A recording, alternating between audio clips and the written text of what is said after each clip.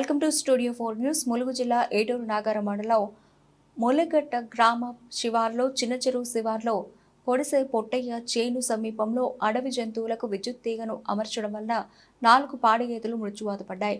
మృతి చెందిన గేదెలు వాజేడు మండలానికి చెందిన వారిగా ఇక్కడికి వచ్చి చూసిన రైతులు చెబుతున్నారు.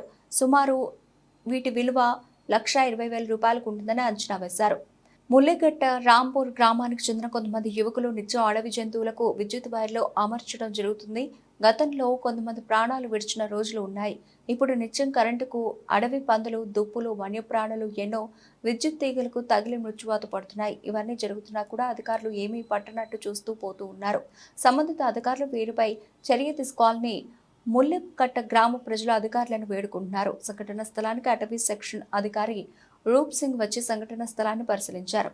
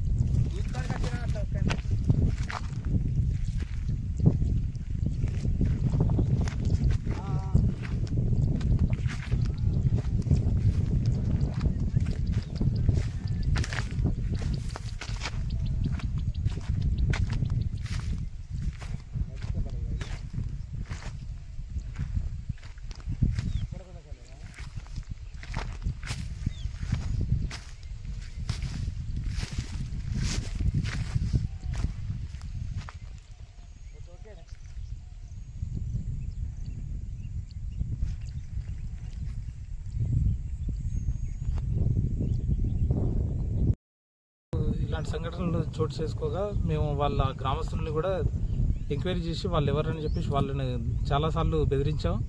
వాళ్ళని ఎన్నిసార్లు కౌన్సిలింగ్ ఇచ్చినా వాళ్ళు మారే తీరు కనబడట్లేదు. ఇంతకుముందు గతంలో కూడా గత 3 రోజుల క్రితం కూడా వాళ్ళకి పిలిపించి మరీ కౌన్సిలింగ్ ఇచ్చినా కూడా వాళ్ళు మారని పరిస్థితి ఉంది. ఇవాళ పాడిగేదలు జరిగింది. రేపు అదే మా ఫారెస్ట్ జంతువులు కానీ ఇవి కానీ రేపు అంటే మా పర్యవేక్షణలో ఇప్పటికే అటవీ జంతువుల గణన కూడా బాగా పెరిగింది.